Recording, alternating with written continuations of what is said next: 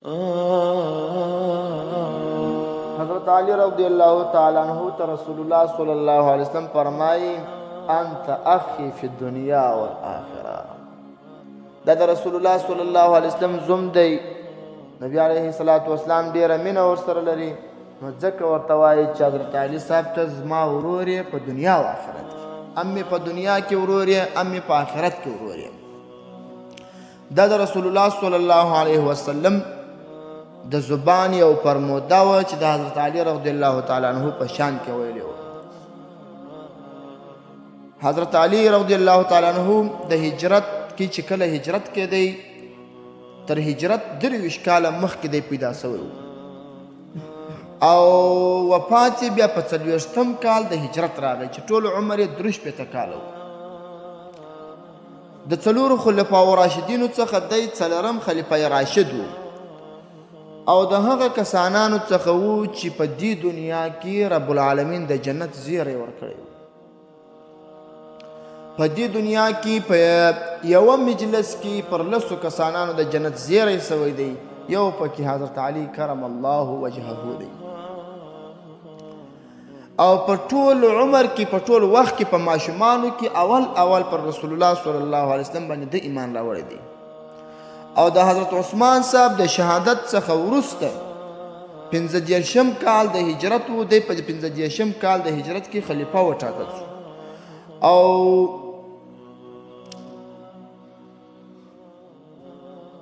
او په 40م کال د هجرت کې بیا حضرت علی رضی الله تعالی عنہ په شهادت رسیږي، بیا د خلافت زمانه پای ته رسیږي.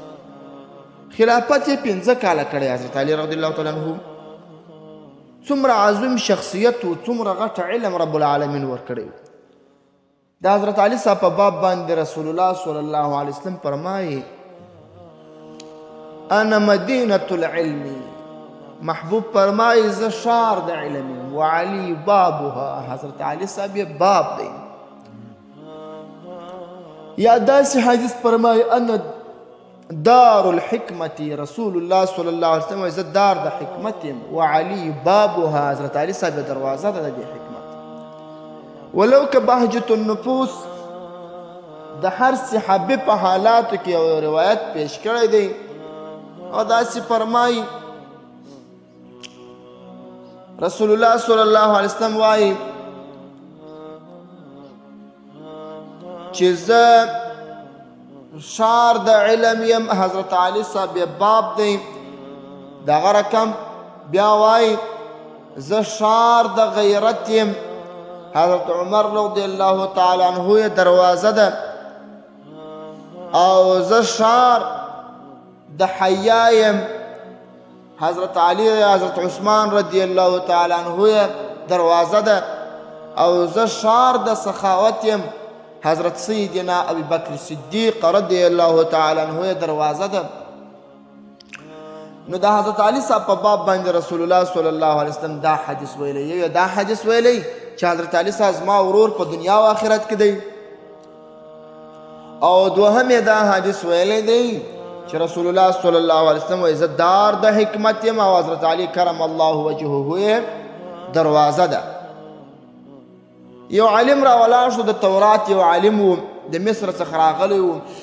یو ځل یې د حضرت علی رضی الله تعالی عنه څخه پوښتنې وکړې، 10 پوښتنې یې وکړې، او د دې 10 پوښتنو جوابونه د علمي پوښتنې وې. حضرت علی کرم الله وجهه په ښه تدقیق او په ښه مهارت باندې ورکړې.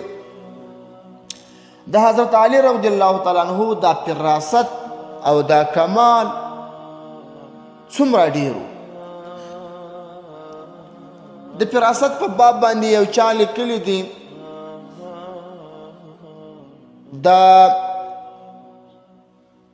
دغه په حواله لیکلی دی، د رسالة الخمیس په حواله لیکلی دی چې یو ځل د حضرت علی رضی الله تعالی عنہ په زمانه کې یا په دوره خلافت کې نزهة المجالس لیکلی دی.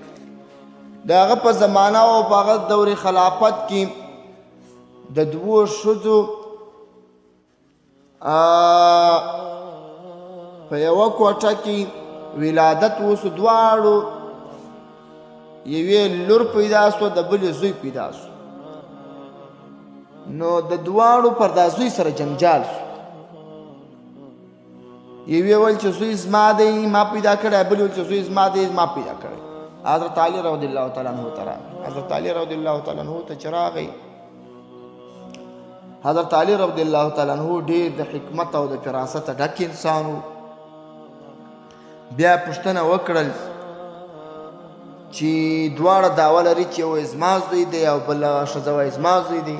بیا دواړو ته وویل چې تاسې ورسئ لوښي واخلئ، په دواړو لوښو کې خپلې پۍ راوړئ، پۍ پېژنئ، شیدې راوړئ، بیا به زه تاسو ته فیصله درکړم چې دا زوی د چا دی. چې کله پۍ راوړې شیدې، بیا حضرت علي صاحب چې شیدې کله وتللې، بس بیا یې ویې ته وویل چې دا زوی ستا دی. خلکو ورته ویل دا دې څنګه معلومه کړه چې دا زوی دې دې ښځې ته ورکوي، او په حقیقت کې هغه زوی د هغه ښځې هم و. نو حضرت علي رضی الله تعالی عنہ ورته وفرمایل چې دا زموږ د قرآن فیصله ده چې للذکر مثل حظ الانثیین، د نر دپاره دوې حصې دي تر ښځې، یعنې د دوې حیثیت نر تر ښځې بالا دی. یو نر د دوو ښځو په ځای کې درېږي. وایي د دې آیاته معلومه سوه حضرت علي رضی الله تعالی عنہ فرمایي چې د نر کم چا کمې ښځې چې دا نر زوی راوړی دی، د هغې شیدې پر هغه د ښځې پر شیدو باندې درنې دي. چې کله یې شیدې وتللې چې هغه شیدې درنې یې هغه ته هغه بچی په لاس ورکړي. د شهادت واقعه څنګه وه؟ حضرت علي رضی الله تعالی عنہ څنګه شهید سو او د چا د لاسه شهید سو؟ مشهوره واقعه دا ده چې د ده شهادت د ده په وخت کې چې کله دی خلیفه وټاکل سو، په دې وخت کې دا خوارج دا داعشان نه دي، دا ذلیل قوم دا ډېر وه. دی خپل عبدالرحمن بن ملجم ملعون شهید کړی دی. حضرت علي صاحب دی شهید کړي. د حضرت علي رضی الله تعالی عنہ چې کله امیر المؤمنین وټاکه سو، بیا د خپل دارالخلافت راواړوی کوپیه ښار ته. په کوپه ښار کې حضرت علي رضی الله تعالی عنہ د دارالخلافت و.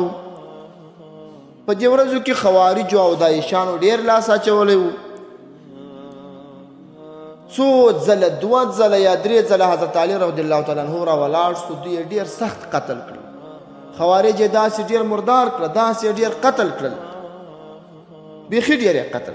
خو د خوارجو دا عقیده وه چې اهل بیتو ته د رسول الله صلی الله علیه وسلم اهل بیتو ته یا ګرځل کې د مسلمان په نظر کتل نه، حضرت علي رضی الله تعالی عنہ ته بیا بد نسبتونه کول. عبدالرحمن بن ملجم هم د دې خوارجو څخه یو سړی و چې د مکې مکرمې څخه و کوپې ته راغلی و. په دې ورځو کې چې دی دې ځای ته راغی، په کوپه کې یو ډېره ښایسته ښځه وه. د هغې ښځې نوم قطام و. قطام دی چې دلته راغی، دا عبدالرحمن بن ملجم چې د ښځې سره ملاقات وسو، پر هغه ښځه باندې مین سو. یوه ورځ تېره سوه، دوهمه ورځ یې هغه ښځې ته خطبه او مرکه ور واستول او بیا غوښتنه د نکاح ځینې وکړه. هغې ښځې نکاح ورسره کول نه، خو درې دانې غټ شرطونه یې باندې کښېښود چې په دې درو شرطو زه ستا سره نکاح کوم. یو شرط یې په شروطو کې دا و چې 3000 اشرفۍ به راکوې. 3000 اشرفۍ په هغه وخت کې ډېرې پیسې وې. دوهم شرط یې پکې دا و چې یوه دانه مرئۍ یا یوه منځه به زما خدمت ته درې. دریم شرط یې پکې دا و چې ته به ما ته حضرت علي صاحب شهید کوې، نو زه ستا سره نکاح کوم. دا عبدالرحمن بن ملجم چې پر دې ښځې باندې مین و، هغه ورته ویل که زه حضرت علي صاحب شهید کم، نو د حضرت علي صاحب ملګري او اصحاب به راولاړ سي، ما به شهید کړي. هغه ښځه چې ډېره منافقه ښځه وه، هغې ملعونې ورته ویل، هغه هم د خوارجو څخه وه. ول که چیرې تا حضرت علي صاحب شهید کړي یا وروسته یې بیا ته پسې مردار کړې، نو تا ته به الله پاک په جنت کې حورې انتظار کړي او د حورو سره به دې نکاح وکړي. او که دې بیرته ځان خلاص کوي نو بیا به زما سره نکاح وکړي. هغه سړی هغه داعشه په دې باندې خطا ایستی، غلط یې کوي.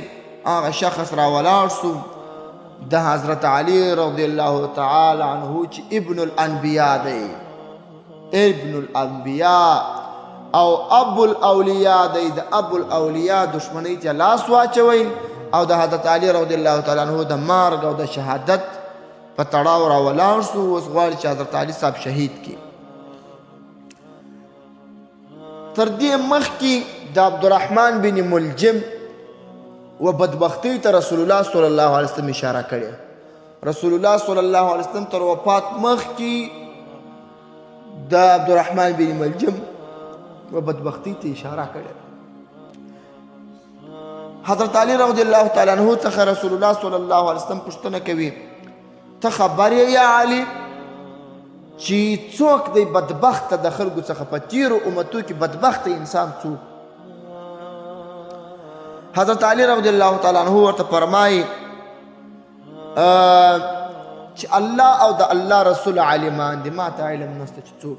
رسول الله صلی الله علیه وسلم وایي چې په تیرو امتو کې بدبخته انسان هغه و چې د صالح علیه السلام وشه یې زخمي کړه او وشه یې شهیده کړه، هغه بدبخته انسان.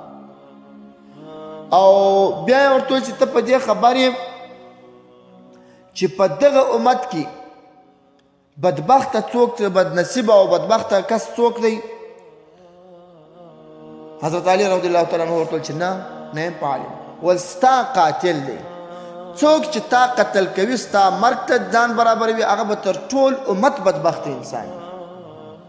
ځکه حضرت علی رضی الله تعالی عنہ ماسې سړی نه دی، دا د نبی علیه السلام د اکا زوی دی، زوی دی او پر رسول الله صلی الله علیه وسلم څومره ګران دی او څومره د غیرت یو ټوټه ده او څومره پر رسول الله صلی الله علیه وسلم مین دی. تاسو ته به اوس راسي چې حضرت علی رضی الله تعالی عنہ په کم حالت کې د رسول الله صلی الله علیه وسلم مینه نه ده پرېښې. داسې څوک دی. نو نبی علیه السلام ورته وایي چې بدبخته څوک هغه دی کم څوک چې حضرت علی رضی الله تعالی عنہ شهید کوي.